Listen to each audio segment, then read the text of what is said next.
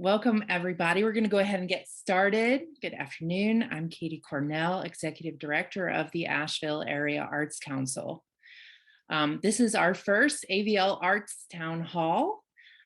So welcome. Today we're here about the current COVID protocols and challenges that our event venues are facing. Today's webinar will be recorded. We hope to have the recording posted on our website by this afternoon. If you would like to ask questions of our panelists, you can submit your questions through the Q&A function at the bottom of your screen. You also have the option to upvote questions through that function.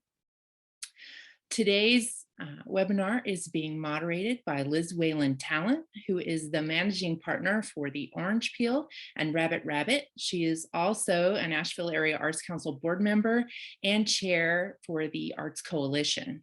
So without further ado, I'm going to turn things over to you, Liz. Hey, everybody.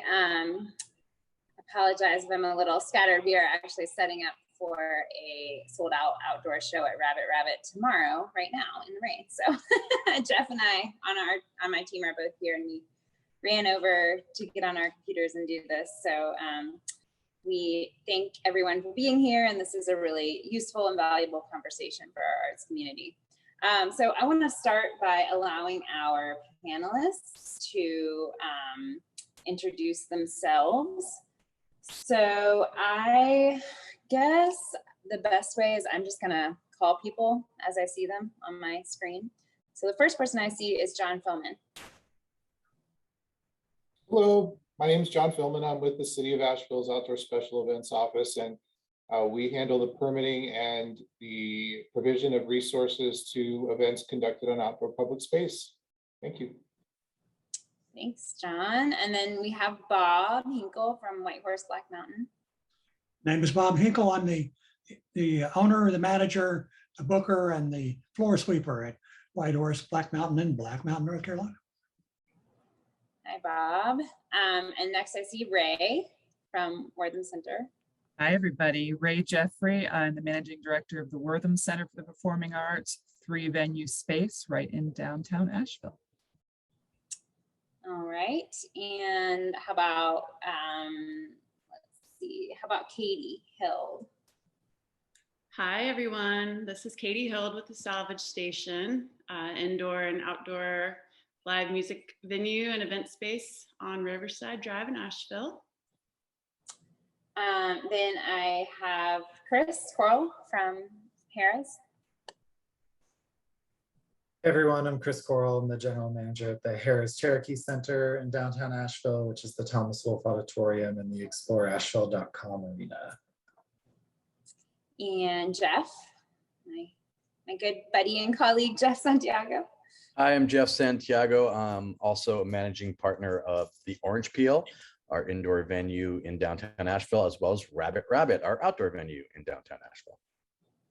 And last but not least, we have Fletcher Tove from Buncombe County Health and Human Services.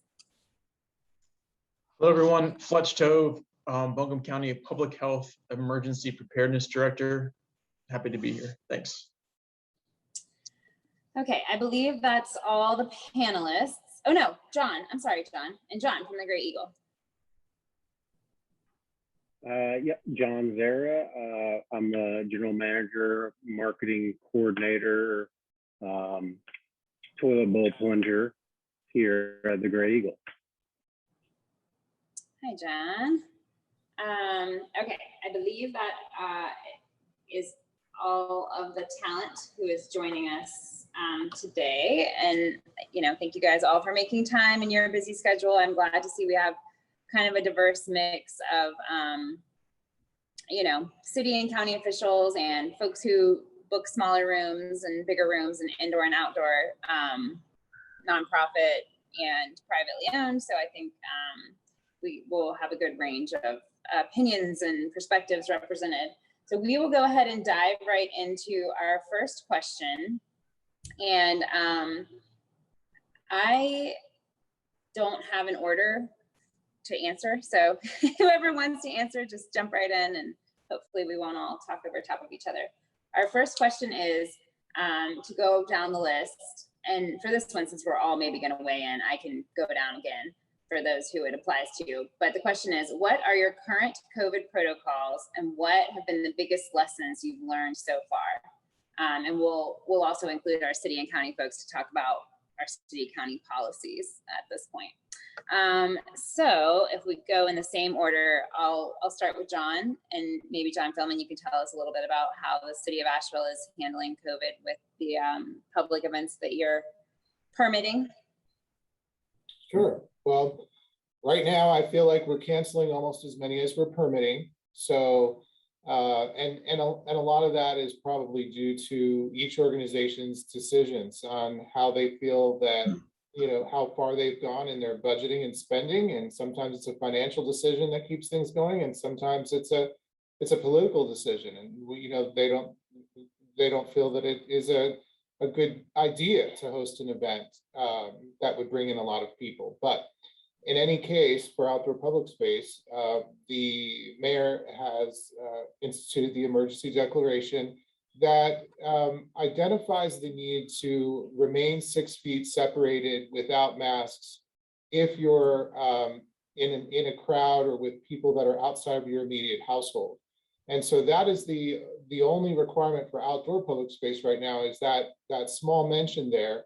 We have our website updated to provide organizers with that detail. But honestly, when you're dealing with most events on public space, these are ungated, non-ticketed events where they're open to the public. It's very difficult to control access. And so in a lot of cases, we're relying on the event organizers to kind of post signs up, let people know what those protocols are, and ask them to comply. Other than that, there's really not a whole lot that organizers can do other than posting signage, making sure hand washing stations are available, and repeatedly make announcements from the stage when people are gathering in close contact with each other. Hopefully they are wearing masks, but we really can't do a whole lot in enforcing that right now. Have you had to change anything? I mean, have there been kind of stumbling blocks where you said, okay, this didn't work, let's make a change? No, I don't think so. I feel like the organizations that have produced the events have made those changes, not because the city has mandated they do it, but because they're reading the same information we are. They're getting the same information, and they're having to digest that and feel how they can do it. For instance, recently the Buncombe Festival, 2 weeks before the event took place, they expanded their footprint to create more space for social distancing. In comparison, Leaf Downtown was held the weekend previously. They reduced their footprint and eliminated some of those components that were more high touch areas and things like that. And tried to bring the event further down onto the block where their Leaf offices are, things like that. So event organizers are kind of taking the lead and determining what's best for their audience, what's best for their capacities. And in the case of Buncombe and Leaf, weekend to weekend, Buncombe expanded, Leaf contracted, but in both cases, those were effective decisions. Great, thank you. So Bob, same question to you. How are you guys weathering this at Whitehorse Black Mountain? And if you want to tell folks a little bit about the venue. Sure. Well, we're fortunate because what we did in the beginning when we started was sort of refurbish an old Chevrolet dealership. So that's where we are, and we have very high ceilings, and our main room is where the showroom was, and so we've got a very, very large garage door, which lets in a lot of air, and big fans, not as big as the orange peel, but big fans, and keeps all the air moving, which is a very good thing. We're doing what, we've got a sort of a letter, if you will, stuck on the front door, and one on the ticket office, which basically asks people to wear their masks and to observe the usual things. We've got some nice red tape on the floor, which is supposed to keep people in the bar line 6 feet apart. We have a number of, about 5 now, very large dispensers all along the room, giving people sanitizer if they want. Generally speaking, I've found that the people who come here, I didn't have to do very much. They're abiding by things pretty much on their own. I have had to ask one gentleman to leave since we've been open, just because he was some strip rest, let's put it that way. But generally, our audience has been more than cooperative. Have you had tours who have requested stricter COVID policies than your baseline for the venue? And how have you kind of adapted to that based on your touring acts? Well, we haven't had to do much. I mean, the artists and stuff that come through we've been able to do everything they want pretty easily because most of it already exists. We've only had to do one case of requiring vaccinations, but I'm sure it's not the last. And I suspect maybe we'll get to that anyway in the near future.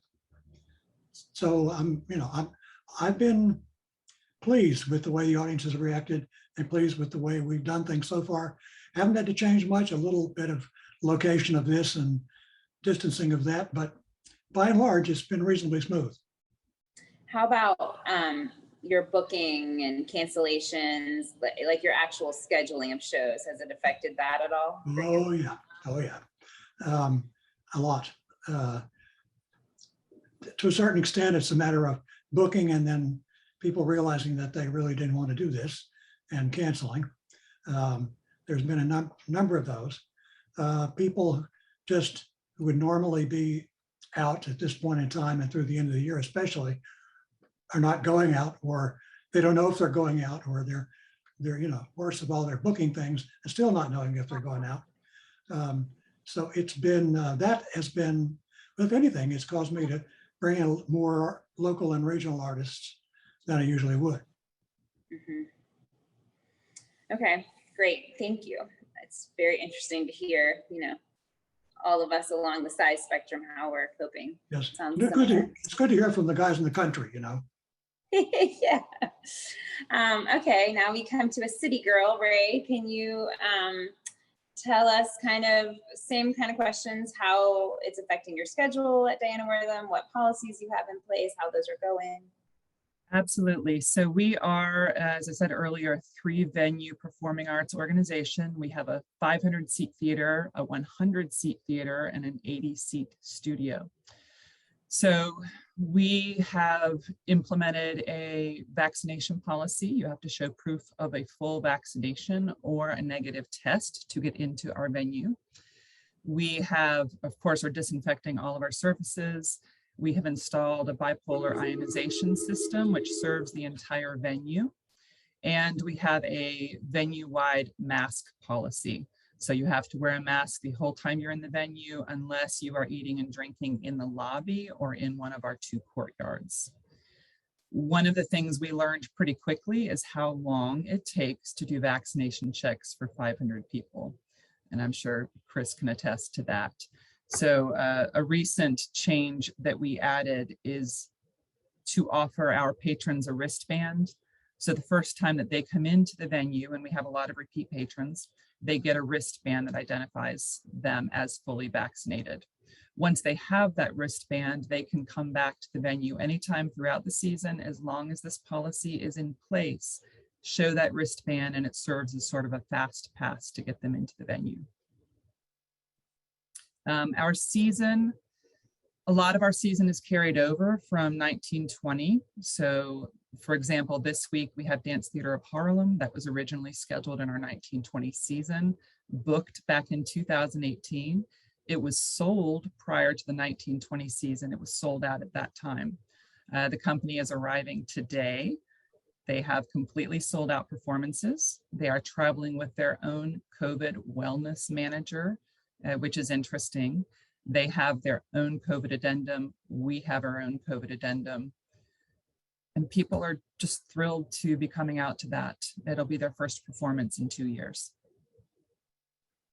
So this is your first performance at Diana Wortham? No, this is not your first performance. We've had performances throughout, as we could throughout the pandemic, either our scheduled and amended performances or rental shows. our season opened last week with Masters of Soul. Okay, great. And are you offering refunds to folks who don't want to abide, and what's kind of your volume of those? Absolutely. We have adjusted our ticketing policy to offer refunds to anyone for a COVID-related situation, or they can get a credit for a future show, or they can reschedule if the show is rescheduled. And we are still maybe 10% lower than our ticket sales for 1920.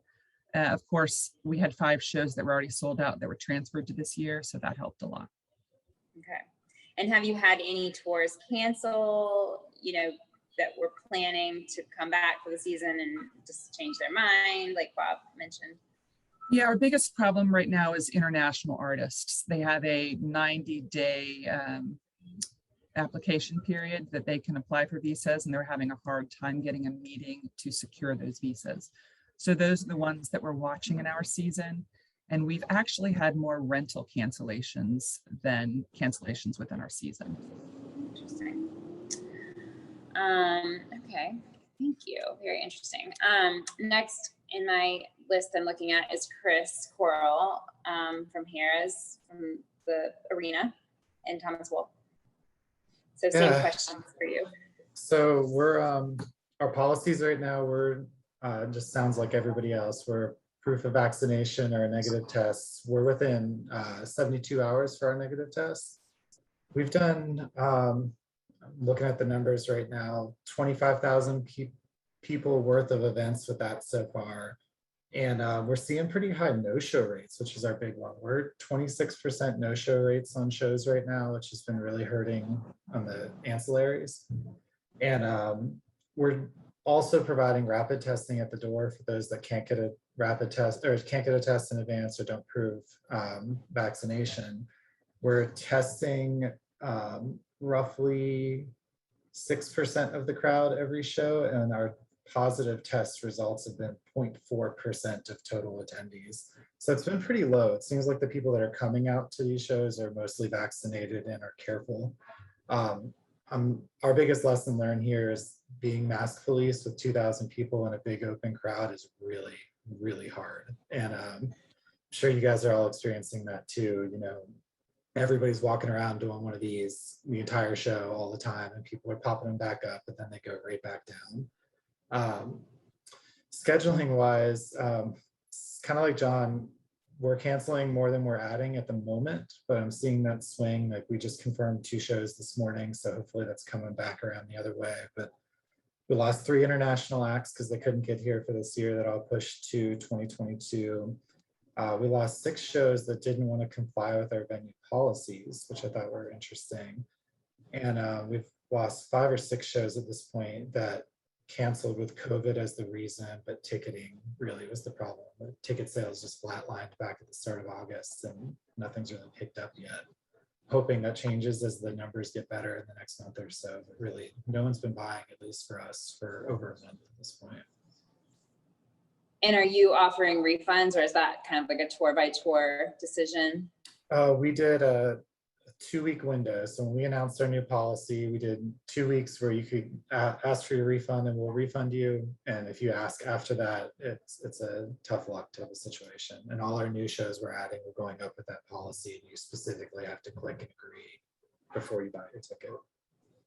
So we did have a pretty big run of refunds when that happened. Yeah. Yes, that's all we do all day. Jeff will tell you. I guess I'm curious, especially for you guys, since I think you and Salvage Station and us at the Orangeville and at Rabbit Rabbit are the ones, as you mentioned, dealing with really large crowds and just the challenge of enforcing mask mandates when you have maybe 20 staff to 2 or 3 or 4,000 people. And I'm curious kind of how you've dealt with that. Have you had incidences where you just kind of had to give up on enforcement, or are you just doggedly staying on it? We decided to stay on it in the down aisles, in the lobbies, restrooms, and in the crowd itself. We don't dive into the pit and try to stop it. We did have an instance, we had a seated show last week and we had somebody complaining about a person in front of them. So we went into the seats and addressed that, but we're doing complaint based in the crowd and dealing with the aisles and the lobbies actively. Are you ejecting people for non-compliance at a certain point or having to use APD? Or, I mean, there's also, you know, obviously a shortage of that kind of service personnel available. I would use APD if they would staff our events, which I cannot get APD staff right now. So no, we haven't ejected anyone yet, just because we lose 2 or 3 security guards for every ejection for like 30 minutes. We haven't gotten to that point though either. We haven't had like a fight break out over it or arguments. It hasn't gotten that bad because people in Asheville especially, they're good with it. They understand what's going on. We're mostly seeing the issues are coming from the people from South Carolina and Tennessee and Georgia that are coming to our shows, which makes some sense. Do you want to tell us a little bit more about your on-site rapid test program? I think you are probably the only ones doing that. Yeah, I think we are at the moment. Thanks to Fletcher for connecting us with a group that's able to provide it. So we're doing rapid tests at the door. It takes about 10 minutes. We're encouraging everyone to show up early. So we're opening testing site operation 2.5 hours before shows, then doors at 1 hour prior to show. Most people are showing up early to go through that process, and it's really kind of quick. Like if you get tested, you're in and out in 15 minutes. If you're just verified, you're maybe 30 seconds to a minute. It's heavy staff, but it's worth it in the end to not have the lines and the challenges that come with it. That same group is going to be standing up daily testing and vaccination site operation here at the building starting next week. So we'll have it 5 days a week here available. So we're hoping when people come to the box office and buy a ticket, we can say, hey, go get your vax or get your test before the show. Speed that process up even more. So that's interesting. Is that open to the public? Yep, it'll be open to anybody. And it'll be Monday through Friday? Yep. And are they doing rapid tests or PCR tests? PCR and rapid available. Oh, wow. And you don't have to make an appointment? Nope, you can just walk right up and they'll have all 3 types of vaccination shots to my understanding. So every option available. Okay, well, Jeff and I are going to be sending people to you. A lot of people. I'm like, I'm with it. Okay, great. Thank you. Next person I see is Katie at Salvage Station. And I know we recently had a long talk about this just the other day. So Katie, same question to you guys. I know you just had a big show where you dealt with an outdoor crowd and the vaccination policy. So just curious to hear y'all's experience. Yeah, our policy has been mask. You know, we've just really strongly encouraged anyone who comes on the property, you know, if you're approaching anyone that's on staff with us, like any box office people, the bar, kitchen, anything like that, you have to wear a mask for them to even talk to you. And our staff is always masked, of course, but they're trained to just kind of blankly stare at somebody until they put their mask on. They're not going to serve you until you abide by that. So, and most people, you know, just like all of us are saying, most people are really pretty cool about it. Haven't had a problem with that. Same situation with Chris though. We don't get it, like when we've got a 3,000 person show, you just can't police that in the big crowd. We tried. We had a couple of people who tried to be the police, you know, the mask police, and they even got like a mask emoji stick and would hold it up for people to try to make it fun. But we could do that when we had about 400 people at a show. We could pretty much guarantee that everyone would stay in their pods back when we were doing pods and mask up. But at this point, when you've got 3,000 people and everyone is, you know, in theory, kind of actively eating or drinking during a show, it's hard to do that. But you know, we feel like everybody masks up when they come inside, and it's a big open air space too for the inside with the garage doors open, and when they're talking to any of our staff. And of course, we haven't touched on this, but you know, in terms of dealing with the backstage production crew and all that, that's even far more stringent. Most most of the artists want us to have a rapid test on site for anybody who's kind of back there with the artists and the runners and all those guys. So, so we've been able to do that. You know, we've got a pretty big staff, so it's been difficult to get our hands on those rapid tests. We're limited at the, you know, Walgreens says you can buy 4, so we're sending people, you know, I'll go in with a different mask 3 times to just try to get enough tests to do what we need to do.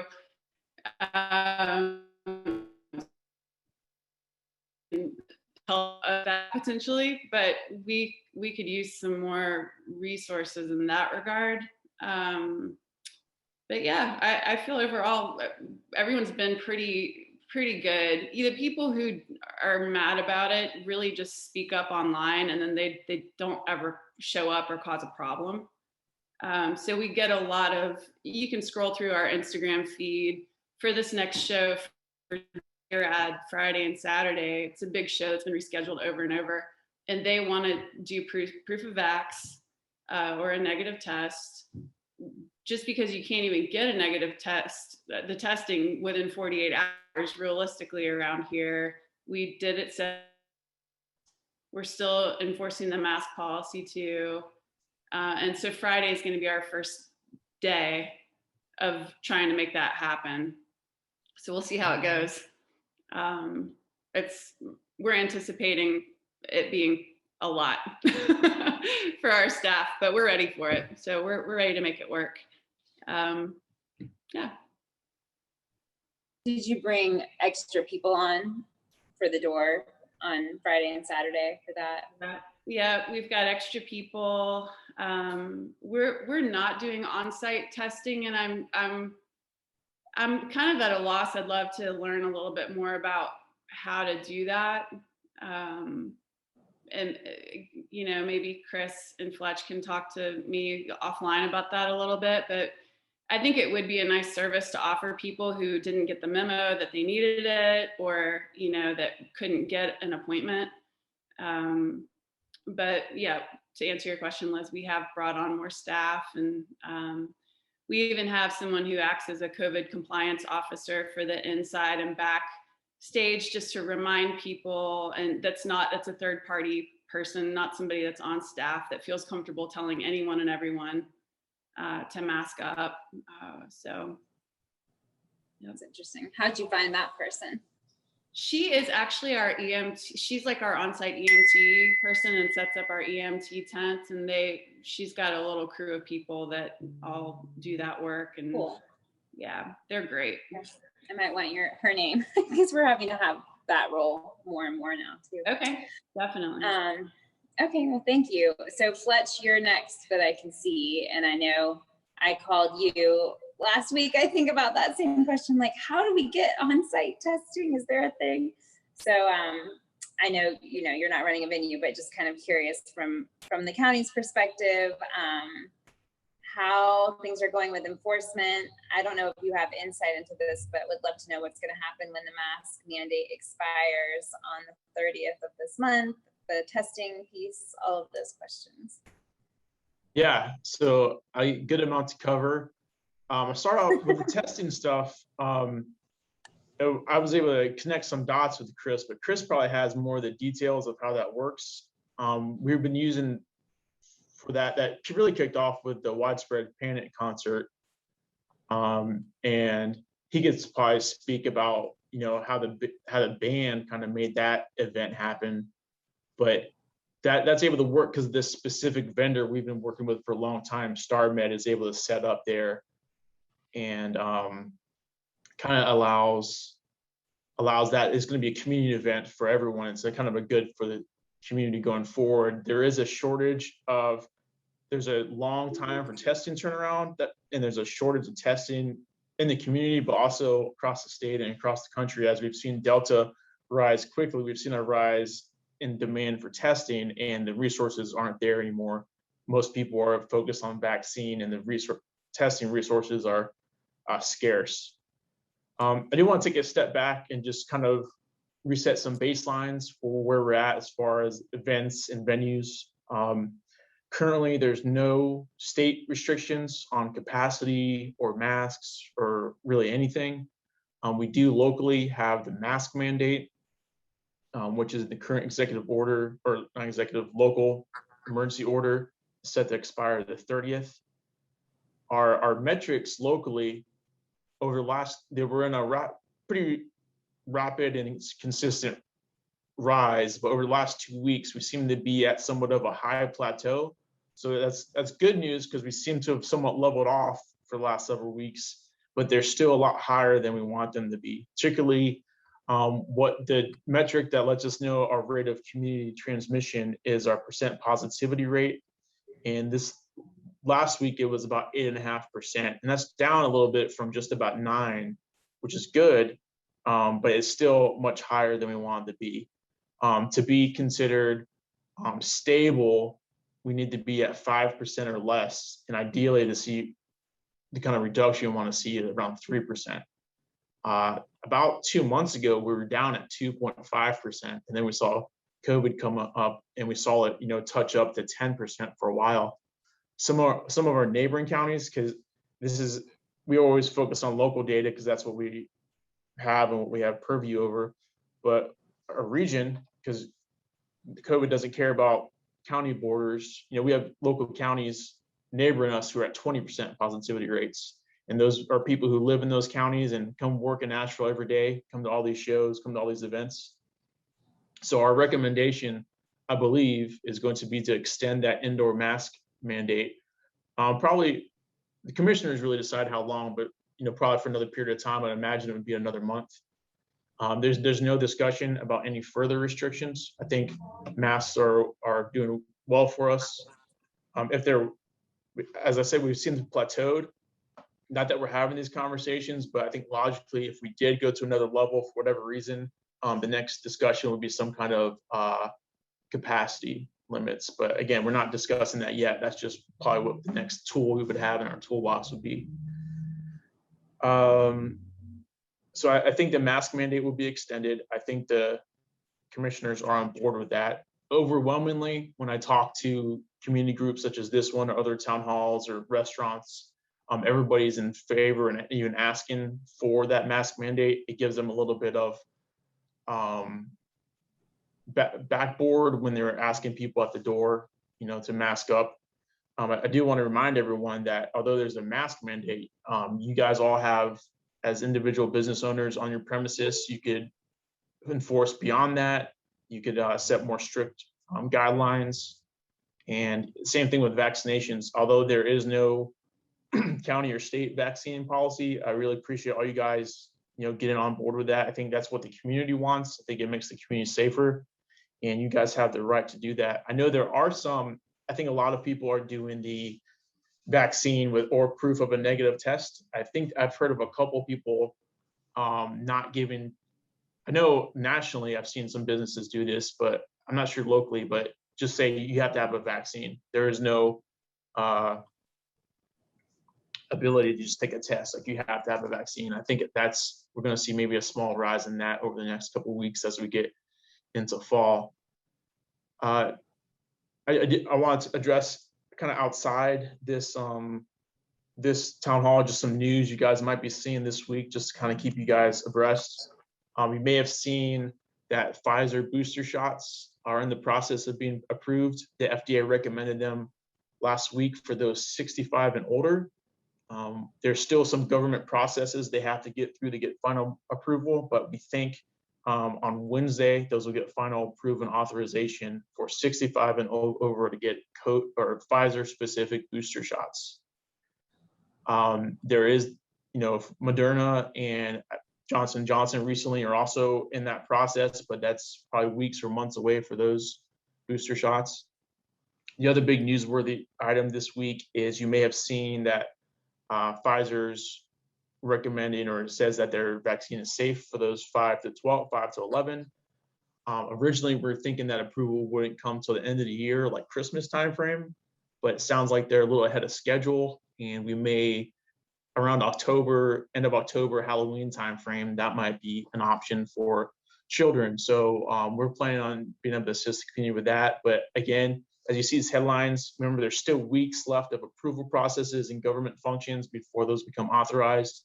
So we're thinking October, end of October timeframe for that now. A lot of you guys were talking about different venues and events canceling or changing their plans. A lot of those people I'm talking to, advising them on guidance and really trying to help them, not making decisions for them, but interpret the latest metrics. So I'm always available to do that. You guys can reach out to me and I could talk to you. I could give you the most recent up-to-date weekly metrics, what the trends have been and what we anticipate. Not that we have a crystal ball, but we can kind of logically expect. I'm also gonna, when I'm done here, I'm gonna put some links in chat. Although there are no restrictions or orders at the state level, there's some interim guidance. There's some packets for events and festivals. There's some events for indoor and outdoor venues and weddings and parties.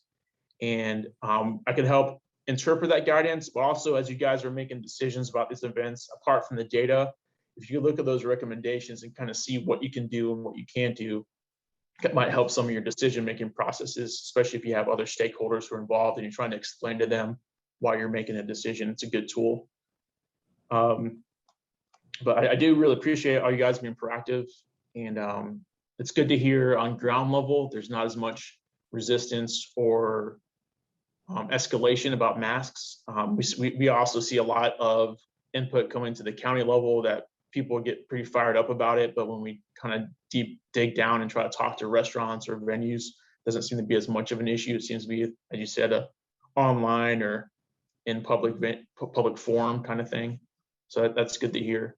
And I don't know if we're going to do questions, but whether they're now or later, I'm happy to answer any public health centric questions.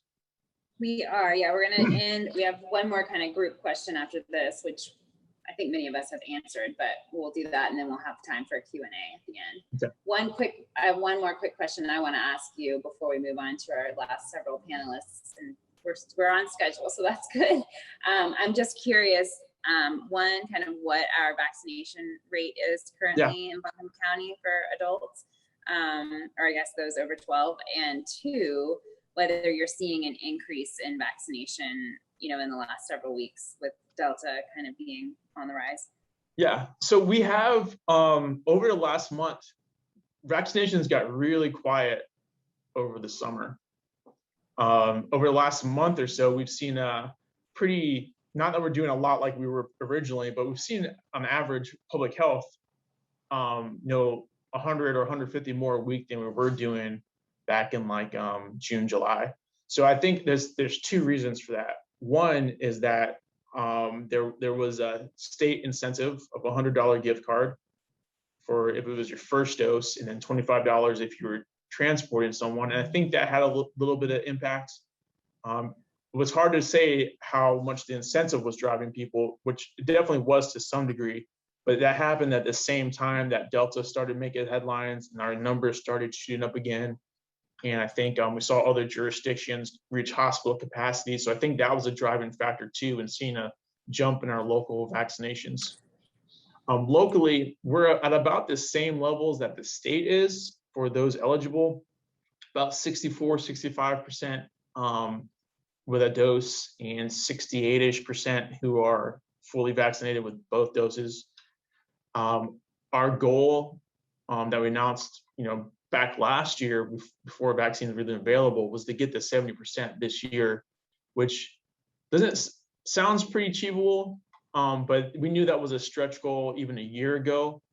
We had a sprint to 55%, and then again that last 10-15% is a challenge. It's we still think there's a percentage that as a movable middle that can be motivated to get the vaccine at this point. Through incentives or availability or ease of access.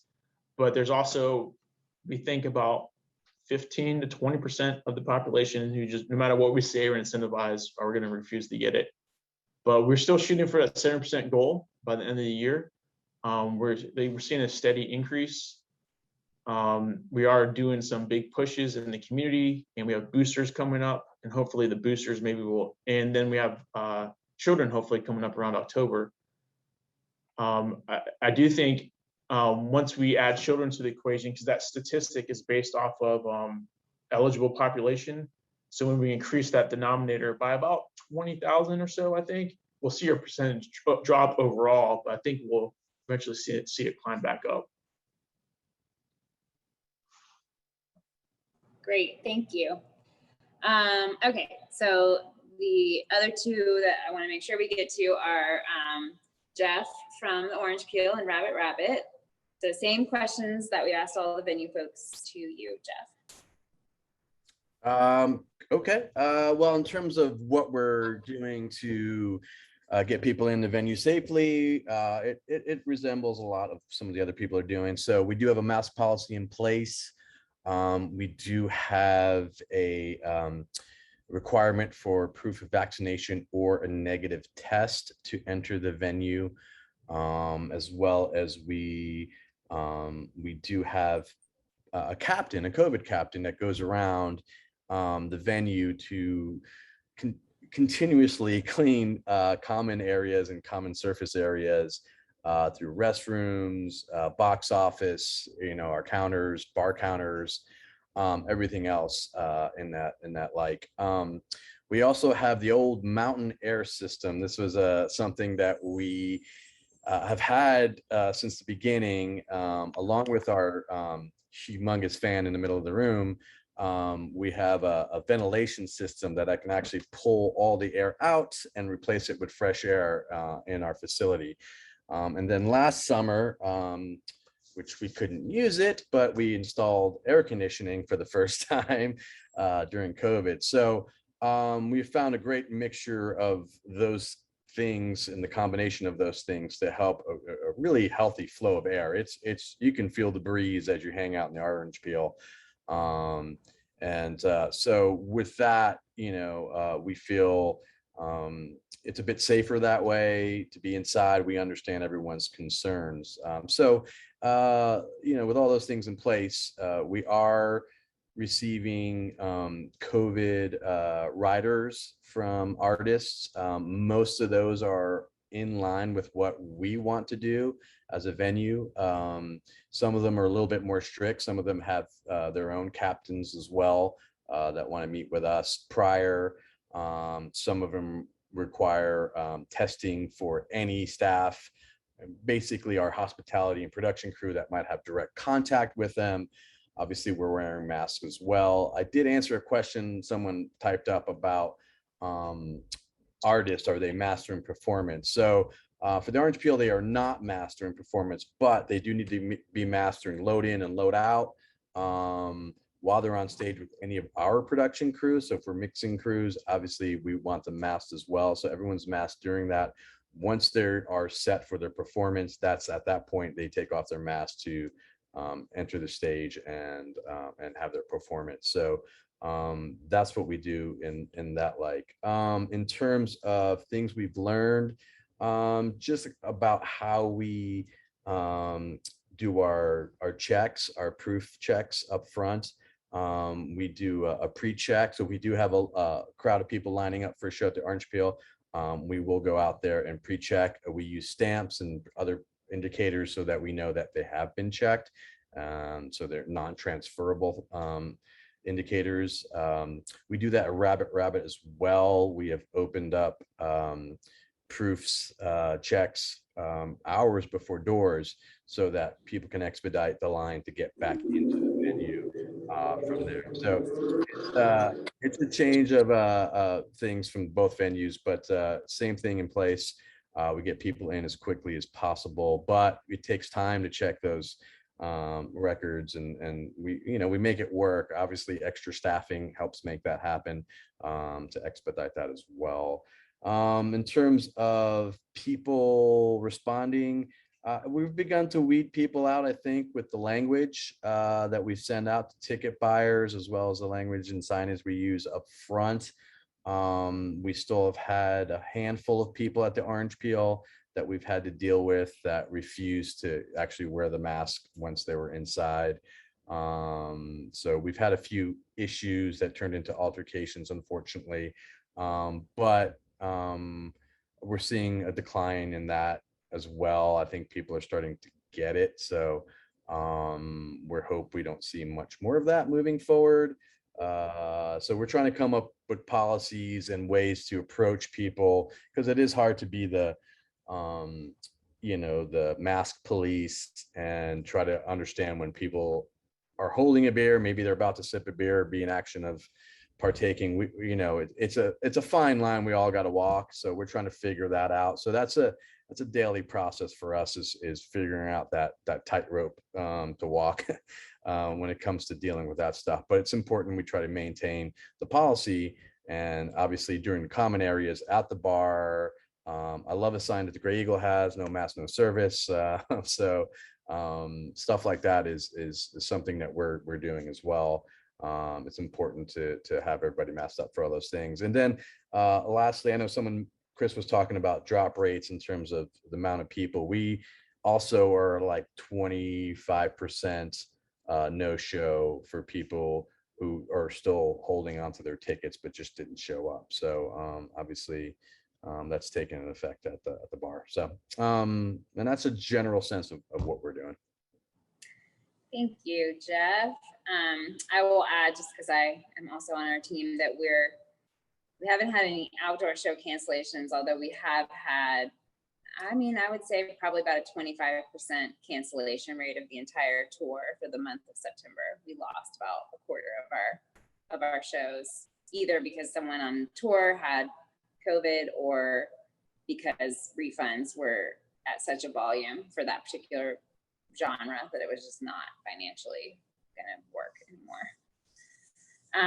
Okay, and then next I want to move to John, last but not least, from Gray Eagle, to tell us what you guys are doing, what has worked, what hasn't worked, what you've changed, etc.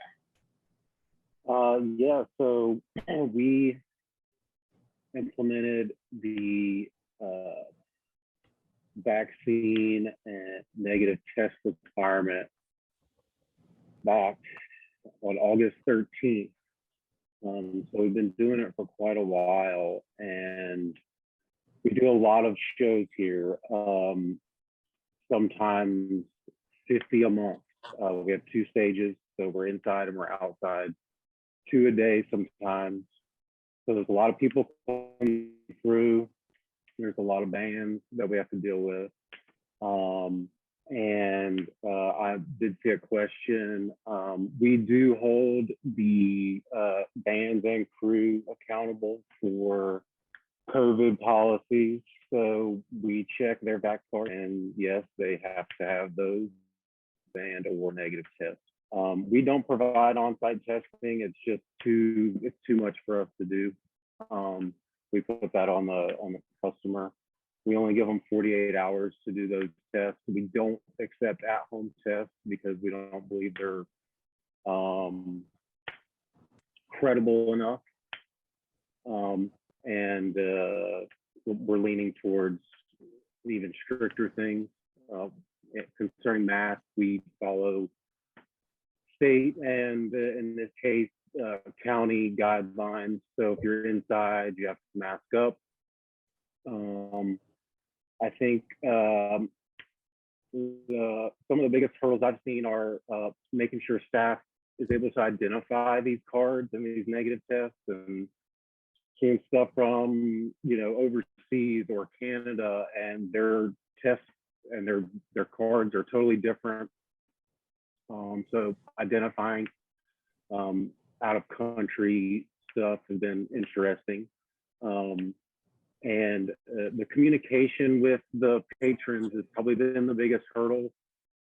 We try to put as many signs up in the venue, in addition to making sure our event listings are very clear about our vaccine policies, our refund policies. When we originally announced we were going to do this in August, it took a lot of work to go back and notify folks who had already bought tickets to shows before all this happened.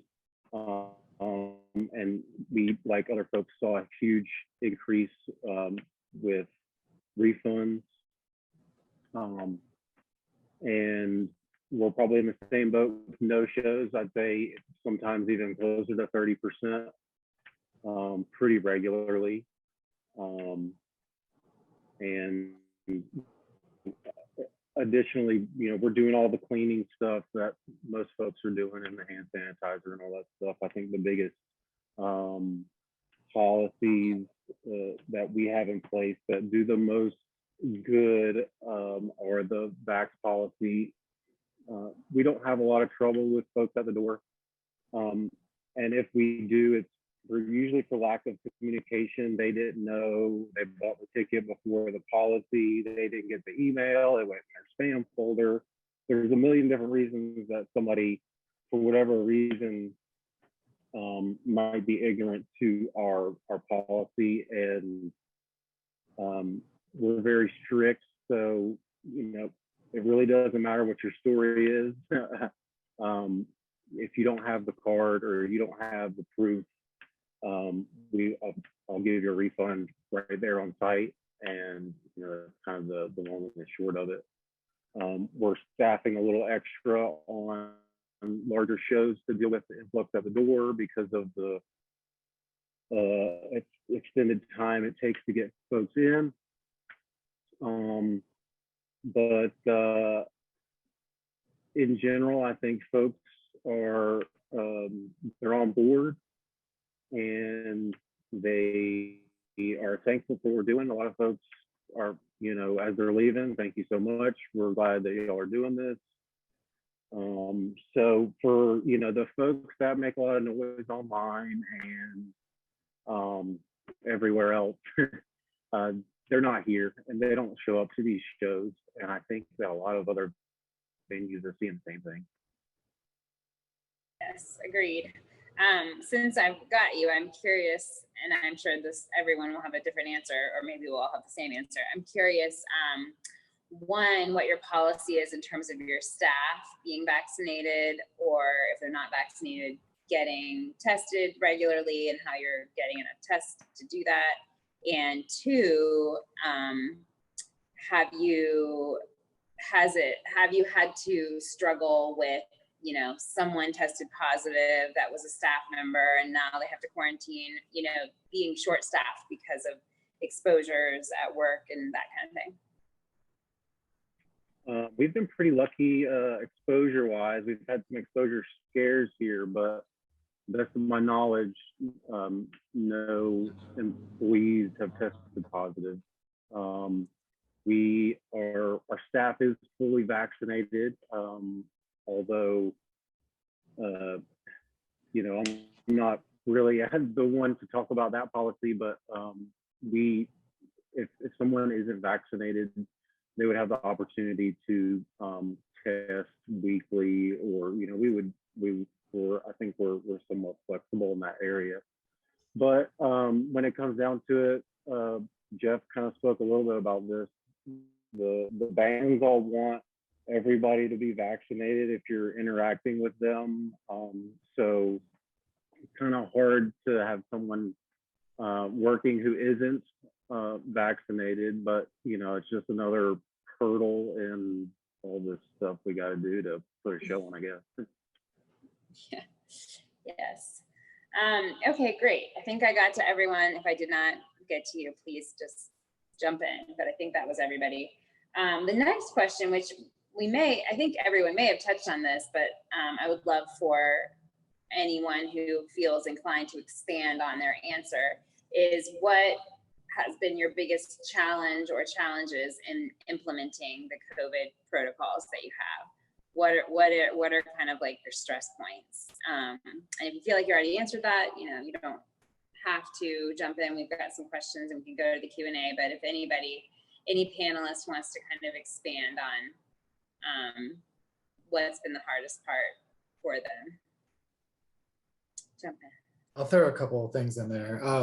I don't want to play all of our tiny violins, but like, it all costs more, right? And it takes more staff, which there's none of. And the expectation on the public side is way higher. So like, every single show day is like an event with an event that we were already doing. And so everything's more stressful, and all the staff is, you know, more on edge, and the public's more on edge. And it makes the day a lot more challenging, right? Like we're all experiencing that. And so the biggest thing for us has been like keeping everybody calm. And then, you know, everybody's vaccinated, but we've had 20% of our staff have caught COVID at one point or another in the last 2 months and been, you know, quarantined out for 2 weeks. So then like there's that stress on top of that. And so whenever somebody does come down with COVID, you know, the stress that comes with like contact tracing them back out and then testing, and just keeping everybody calm and realizing like we're all going to get through it. And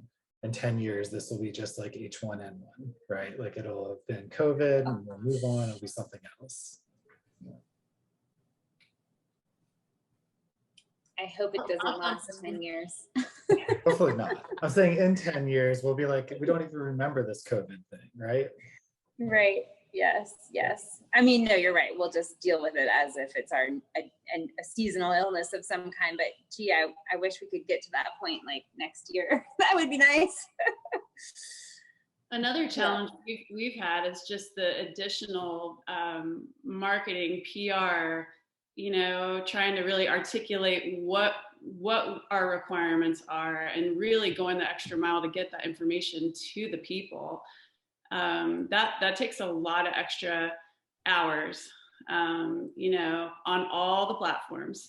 So it's a strain even from that side as well, just not just the on-site, but and navigating every message for different artists are different, and communicating like interpersonal communications within our staff too. It's just, I feel like we're in a constant, you know, marathon group text message.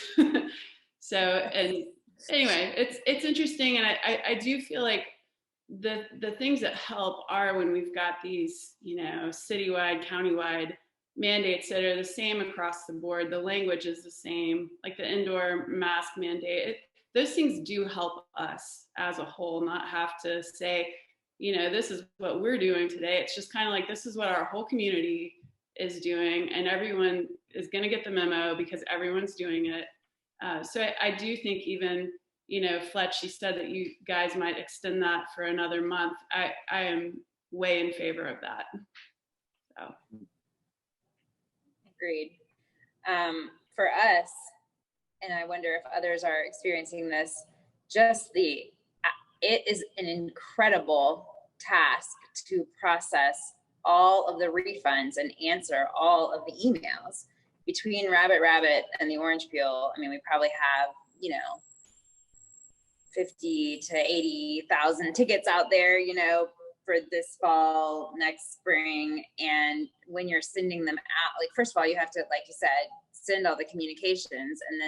And then once you do it, you just get bombarded with thousands of emails saying, you know, either questions about the policy or asking for a refund. And, you know, that has become like a 4 to 5 hour task every day, 7 days a week for us. And I wonder if others are just kind of drowning in the administration of it. I mean, we are happily doing it and would do it anyway because we need to keep our staff safe, even if tours weren't requiring it. But it is an incredible amount of administration, and I don't know if people realize that. Yeah, I'll agree with that. You got it. Every last bit of it. I will say something that's helped is just tightening up the window of opportunity for refunds and just sticking to your guns. Tighten it up and stick to your guns with it, and it does help, because when and it took us a while to get there, but when we had a looser policy and we're really just giving I would give you a refund for any reason, and it was just constant. And then once I kind of put a nicer box around it, it has made, I mean, it's still a tremendous amount of work, but it's made it a lot more cut and dry. Another issue we also have faced is third-party ticket buyers. So basically people purchasing from the StubHubs and whatnot, and we can only send this information and the COVID policy language to the people who originally bought the ticket. So they're getting that and obviously not passing it off to people that they're selling tickets to on a third-party basis. So that's a little bit of a challenge as well. I'm wondering if that's happening to you guys as well. Oh, yes, for sure. Yeah. It's a big problem. And, I posted on our website as clearly as possible, we're not responsible for third-party ticket sellers. And so the safest thing to do is to purchase directly from us, because we can take care of you. Right. Once you buy it from StubHub, No. there's nothing that you're not going to get the correspondence. You're not going to get the refunds. So, but yeah, Jeff, we run into that all the time. Just another hurdle.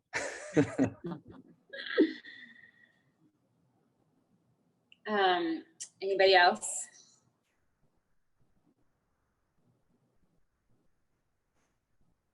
All right, so our last section is just to kind of open it up for questions. I have one that I want to start with, and then I saw there were a couple in the box. And then if panelists have questions for other panelists, or if you are a participant and you haven't put your Q&A in that box, please do that. My question for John and Chris specifically is that we know that you guys recently attended and I think presented at the Arts of Mass Gathering conference in Greensboro, which I think was a statewide kind of conversation, probably similar to what we're having.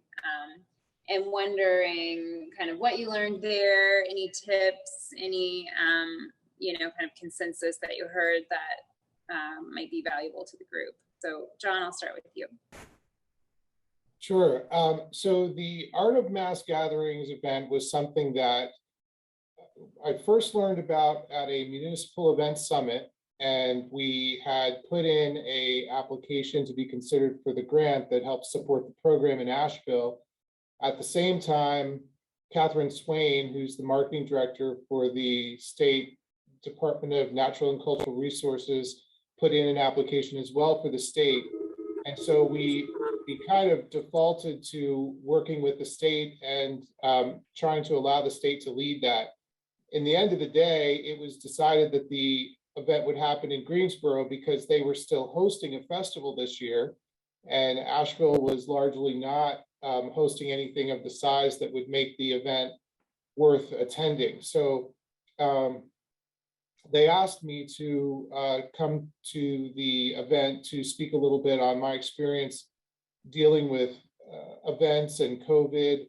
And then me not wanting to be on stage for 20 minutes, I asked Chris and Demp and Peyton from the county to join and kind of host a panel, because a lot of them have much more experience on this than I do in their roles. So as far as the event, we focused on three kind of tiers of three tracks. There was sustainability, accessibility, and one other that I'm not remembering right now. Do you remember, Chris, what the third one was? Sustainability, accessibility, and I think it had to do with operations. But anyway, it was really effective. I mean, as far as like hearing all of the different guidance from other experts in the field and doing a walk around and learning in person on site at the event on different things. Like I already sent an email to the city's sustainability coordinator asking to research grants on reusable water stations, and to our sanitation division about new trash and recycling systems that the city could go for. So those types of things, it was helpful. I don't think that we really focused too much on COVID, because the whole part of Arts of Mass Gatherings was using the event production model as a tool for training and to help those that produce events learn what their roles could be in an emergency response scenario. So from that perspective, event organizers can learn that in the case of an emergency, there could be some thought towards operation sustainability and accessibility needs for all of those pieces, but they also go hand in hand with anything we're doing at a festival when we're setting up a small village. So I would say that there were significant takeaways, not necessarily directly to COVID, but that could be applied to other emergency situations if the festivals and events community is called on again to help support that. And I didn't have a chance at the event to really mention it, but one of the things I thought was really great was we had groups like Downtown Association and Blue Ridge Pride at the onset of the COVID pandemic offer their resources and their support to the city. So offer their tents and their tables and chairs and anything they had to say, if you need this to set up, emergency response systems or stations like that, please call on us to provide it. And so that was one of the really big takeaways, is that we do have some strong organizations with resources in the community that can help. And I'll definitely be leaning on them if we need to in the future.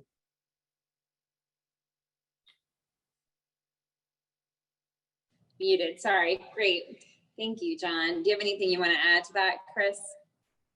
Nope, that was a really great wrap up of that. I'm good. Okay. The next question on my list, we kind of talked about, which was whether, Fletch, you thought the county would likely extend the mandate, and I think you said you thought they would. Do you have any sense about, are they going to wait until the 29th to extend it, or do you think that they'll give some notice before the day that it expires, or do you know when it's on the agenda? Yeah, so I think so the commissioners make that decision. Public health makes recommendations. Our recommendation is going to be extended.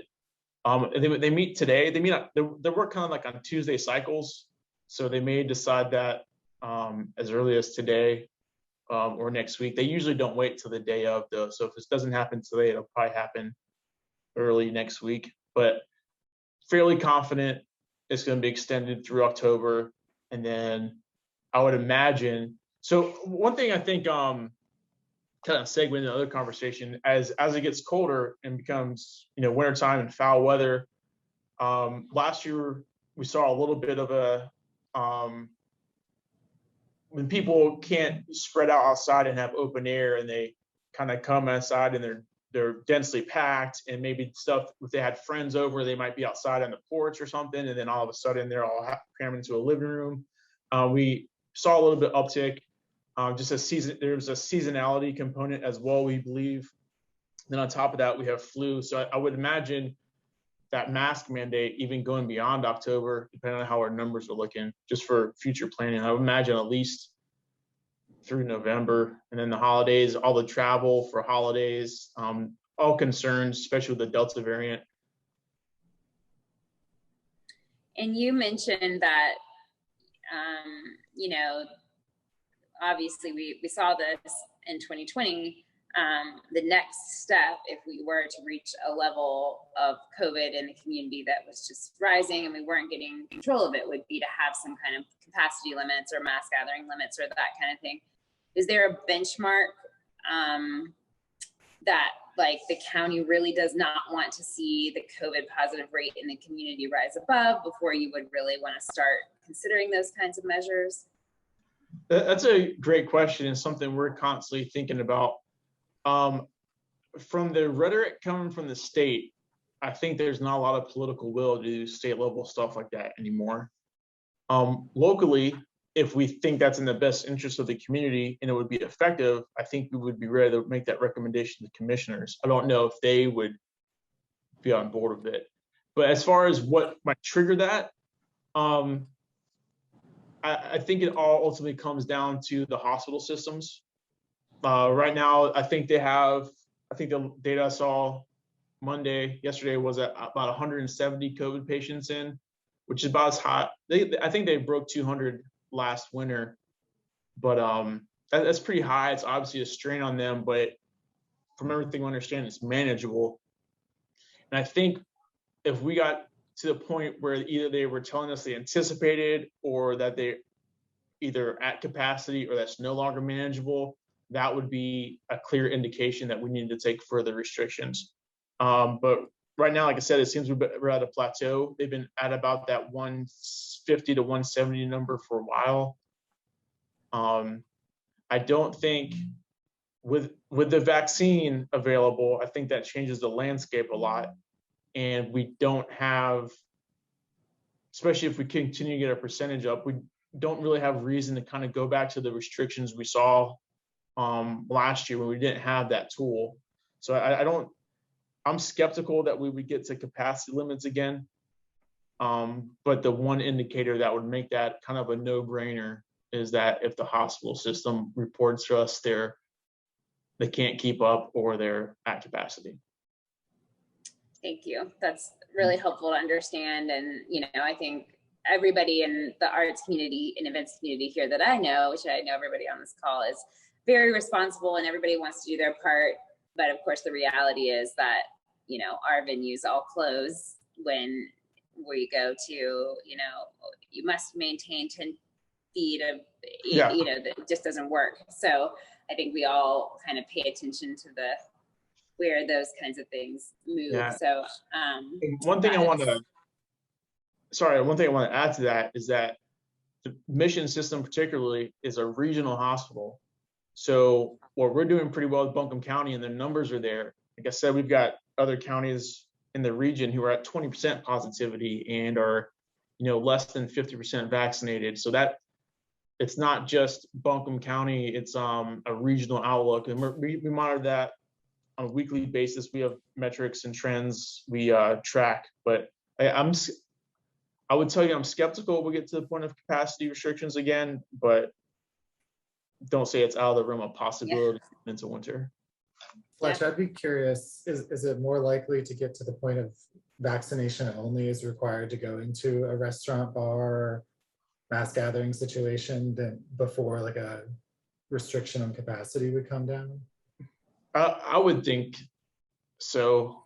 I know we've seen other jurisdictions like bigger cities, New York, I think LA, some other people do some kind of vaccine access. When I've tried to get some insight into how that actually looks like on the ground, I think it's kind of just like our mask mandate here. There's a standing mandate. Individual businesses to determine how much they're actually going to enforce it. But it sounds like in those jurisdictions that are doing it, a lot of businesses appreciate it and are enforcing it at the door. I know there's some discussion on the Commissioners Council about that and looking at it. I don't know if there's a lot of political will there. That's as much as we've seen people get fired up all year about masks and vaccines and everything. I think that's even a hotter topic. This is some kind of vaccine passport program.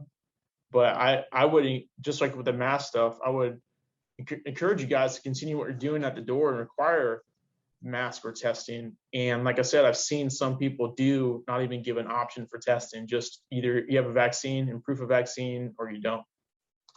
I think we're going to continue to see a strain on our testing resources, especially as we get into fall flu season. And because, the symptoms are the same. So as we see people with flu, they're all going to want tested as well.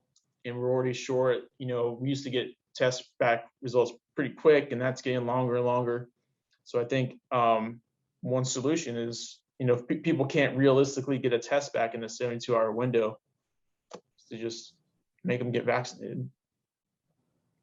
Yeah, this is maybe. Yeah, I'll jump in and say I've seen people say that they're like, I can't find the test anywhere to get a test. It's not happening. I need a refund. That's pretty common. Yeah. Yeah, and I think that's legitimate.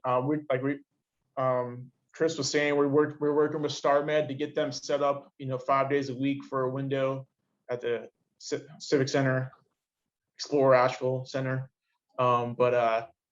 And there's other urgent cares and do it, but they're all feeling the strain. And I think realistically, for a while, that 72-hour is going to be probably the turnaround or more for test results. We have a question in the Q&A, which is kind of tangential to this, and that is, has there been any talk about a pass that would be good for all venues to use, similar to the Excelsior pass in New York. So it isn't necessarily that, you know, we're mandating that you must have the pass, but at a state level, I doubt it would be a county level, but maybe I'm wrong just because of the cost of something like that. But, you know, I know many of us in this group have been emailing together to say, I mean, in fact, Neva's offering a webinar on Bindle right now that we're missing because we're doing this. I've had this question come a couple of different directions. I think, you know, we give some input. It's a little bit out of public health lane, but I've done a little bit of research, and I think Chris even brought it up to me when we talked about it. But I know there's a cost associated with those that can be pretty substantial. And I'm not sure how some larger cities funded that. I think if there was a point where like the we did some kind of requirement for that, that would definitely be something we want to do, is have a standard baseline so everybody, we don't have 24 different platforms. And that's a discussion we're continuing to follow up. You know, that stuff gets tricky because there's a cost associated. I think one projection I saw was $10 per user, which you're talking about an event for 4,000 people. That's a lot of money. And who ends up carrying that cost. But again, this is all a little bit out of public health realm, but we're definitely looking at those options and trying to recommend, you know, if we get to that point, I think we would definitely push for one good platform for everyone to use. You mean if there was a mandate? Correct. Yeah. Okay. Yeah. Well, for those who are interested, I'll try to get the notes from the NEVA Q&A and panel with Bindle today, because and someone else may have this information or have looked into some of those technologies. I did see $10 a user, and then I saw 10 cents a user. Did anybody see that? Does anybody? And I was like, well, wait a minute, 10 cents. We could do it. I'm wondering if any of the other panelists have kind of looked into requiring their patrons to download one of the third-party apps that kind of tracks your vaccination status through the health departments in the various states, and it makes it so that you just show the app. You're not dealing with like, let me find my paper, let me find the picture that I took, no. Do other panelists feel like if there was something affordable like that, that you would bother to require it and implement it, or do you feel like what you're doing now is working for you in terms of checking vaccinations? And I know not everyone's requiring them, but for those who do. I mean, we would definitely be interested in that. You know, as we're pushing all of our indoor shows outside as long as we can. We're not doing any indoor shows right now, but when we start doing that, just because it's going to get so cold that we have to, we're going to require a proof of vax or a negative test. And I think having something that's just like a fast track makes sense. I mean, one of the biggest hurdles is always, how do you get all the people from the time the doors open to the time the music's starting? How do you get all these people in the door? And so anything that could really fast track that is absolutely of interest for us, for Salvage Station. And just a side note, Salvage Station would be more than happy to be a test site as well. If that opportunity came about, we would be 100% on board for being a test and vac site. So if there's a need, we've got tons of space, big tents, huge parking lot. So that could be a potential. Yeah, thanks. That's great to hear. I think we are always looking for potential spots. I think one of the issues we have is staff and staffing and resources. Thanks for that. I don't want to jump in front of Chris Core here, but I think one thing I think they did really well, particularly with that widespread concert, is they were open up 3 or 4 days before the show and allow people to come present their proof of vaccination to get their pass early. Is that correct, Chris?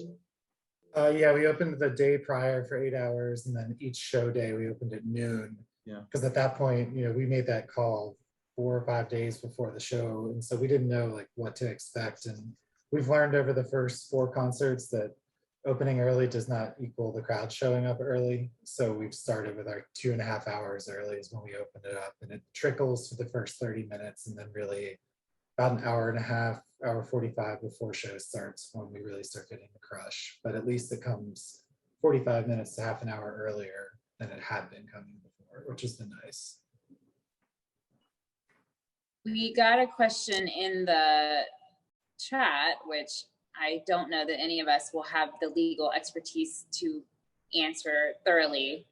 I can go into a little bit about what we've researched, for our venues, because we certainly have discussed this, and I bet a lot of us have. But the question is, what legal basis do venues have to deny entry to unvaccinated patrons if they decide to put that policy in place, voluntarily, and it is not a county mandate or a state mandate? You certainly get the keyboard you certainly get people who are not afraid to email you what they think. I don't know whether they're really going to come up to the door and talk to you, but I do think that's a great question. Does anybody have any sense of the answer that you would use? I don't have the exact statute, but there is statute for this. It's the same statute that you would say, no shoes, no service, no shirt, no service. I know our lawyers have pushed that before. I'll see if I can find that again. But there is statute for that. You as owners of the not lawyer, but it uses the term premises. You have that premises, and you can, whether it's requiring mask or requiring some kind of authentication for proof of entry, you have that right as a business owner on your premises. And I'll try to ask for that statute again, and I'll share it with Katie. She could push out. The one thing I would say from our research that, again, also I'm certainly not a lawyer and would advise anyone, any of the venue owners or representatives here, to do your own research and certainly consult your own legal team, is that there are certain disability exemptions that you would be required to make if people have a bona fide reason to ask and receive one of those exemptions. And I can't tell you what is required to properly prove that, or whether you have to announce that you have such a policy. I think that is why a lot of folks were offering the option of a test as an alternative, because then you're not discriminating against anyone. There's no protected class being violated there. Anyone can go get a test. If you don't want to produce your vaccine card for whatever reason, we all get those questions about, you can't ask me my vaccine status, and that's fine. They can choose to get the test. But it's true that that's becoming more and more difficult with the limited availability of tests within the window that we need them. So that's certainly a challenge that we internally have debated a lot. If I may, I've been told for these many years I've been in this business that a venue owner or promoter, or whoever, at least a venue owner, has the right to refuse service to anyone for specific reasons, or there's generally a clause at the bottom which says, or if you're doing anything bad to anybody in any way. It generally gives you a reason to be able to refuse service. And I've sort of been told the same authority that this should, by all rights, contain the idea that if someone is in without a vaccination, refusing to wear a mask, not a vaccination, but they're refusing to wear a mask and they're difficult about it, that you do have the right to ask them to leave. That's what I hear anyway. Yeah, and I'm sure we've all been pretty much having to do that. We've had the handful, you get those handful of folks who say, I have a disability. And the gray area is that, private businesses can make whatever policies they want, with the exception of violating someone's civil rights. So that would be any of the protected class, gender, disability, race. Those do apply to private businesses too. So that's where, you know, it's all a sticky situation. Let's see, Katie is sending. Actually, Katie, do you want to just, I'm on my cell phone, it's hard for me to read the box. Do you want to just ask those questions? Unmute. Sure. So we have a few questions that have already been answered in the Q&A, but that will not be on the recording.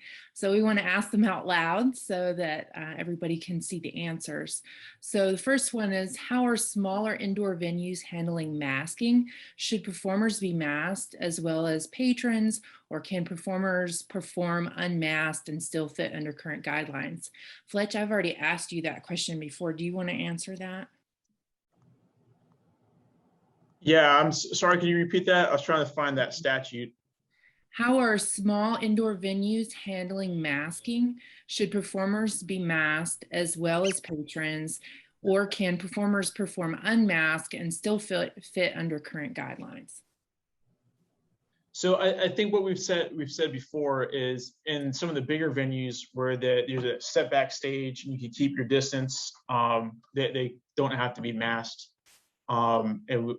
You know, while the attendance should be, it's a performance, and that's part of it, and that's fine. I think you know, a lot of these performing artists and you guys, the venue hosts, are being pretty stringent about symptom screenings and, you know, backstage masking and stuff like that. Where it gets a little concerning is smaller venues, or maybe not even a venue, but like a bar or something that wants to have a guy playing guitar in the corner. If they can't maintain that 6 feet of distance, and that's where we've kind of advised, like, if you can't maintain distance and they're stationary for a period of time, we'd probably want them in a mask. Wonderful, thank you. So another question that's been asked is, how are you handling crowd spacing? Some of my work colleagues shared they've seen concert events with people masked, but crowded together like a normal concert pre-pandemic. So that's for any of our venue operators, excuse me. Jeff, do you want to jump in on that? I know we probably have answers. Yeah, I know Chris typed an answer, and I responded to that as well. So basically, because there is no mandate or capacity restrictions, we're basically not spacing people. They have to wear a mask though, so we're not spacing it out. So our capacity is the same as our normal capacity during normal times, but we it's just the mask mandate, and obviously the proof of vaccination or negative test to get in. Anybody else have spacing things that you are still doing? I know we all probably did that when we were operating under limited capacity, but for us, that cut our capacity down to about 10%, which was unsustainable. But we're a one-room establishment, so for us, what I found is that if we've got an especially crowded event, then the simplest thing to do is add a bartender. Works for us just because it automatically spaces people out a little bit. And as I say, we've marked the floor, and so it seems to work. We've had events that are pretty, you know, they're pretty crowded, but we're on 7 acres outside. So once again, we just say, mask up. If you're around a lot of people, please wear your mask. It's the safest thing you can do. And, you know, if you need space, you can find it. You might not be right up on the stage, but if you want to still attend a show, there's not a bad seat in the house, really. You can see and hear the music from anywhere at Salvage Station. So you can find your space if you want to. And you can also go up and get right on the stage like pre-pandemic times. What do we recommend that? Not really. I mean, you might want to, we highly recommend you wear a mask if you're one of those people, but that's kind of the nature of the business we're in. And like we've, you know, when we were doing the pod seating and the limited capacity and everything, it was enough for us to limp along and get by. It was not enough for us to sustain our business. So we're trying to really find that balance. We're fortunate that we've got the space outside, but come November, we're going to be having a different conversation about that. So last question. Are venue owners holding bands and crew accountable to the same COVID safety protocols they hold the audience to abide by? That's a yes for Gray Eagle. They Absolutely. gotta have that or negative test. Yep. Same for us. We send everybody our wellness amendments and they're expected to abide by it. Same thing here, absolutely. Same at our venues as well, equal to or greater than. Say again? Said ours are equal to or greater than. Sometimes we'll test everybody backstage regardless of status. Right. Same here. We're holding artists to those standards. Wonderful. Well, I want to thank you, Liz, for moderating today and all of our panelists. This has been a really helpful conversation. So as I said at the beginning, there will be a video recording of this webinar posted on the Asheville Area Arts Council's website, ashevillearts.com, later today, as well as a list of resources, helpful resources that you can use.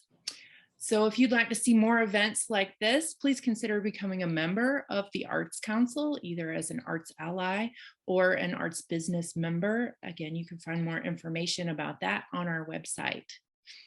Thank you all. Thank you, Katie. Thank you. Katie, Thank you, can Liz. we add the details about the open testing and vaccination at Harrah's into that Oh, definitely. list of resources? Because I'm telling you, Chris, all these people that email, we're just going to start telling them, here's what you can do. You can walk over the Civic Center. That's great. That'd be great. I mean, finding ways to get traffic to that site is going to be key. I mean, that's the concern we had with it is parking's not incredibly easy. So how do we get people down there? Yeah. We'll send them your way. Yeah, we can help as well. Yeah. When does that start? In theory, it should start on Monday. It's not 100% locked in, but it's starting sometime next week, hopefully on Monday. Okay, great. Wonderful. Thank you so Those much, details will be everybody. posted soon. Thank you all. Thank you. Thank you.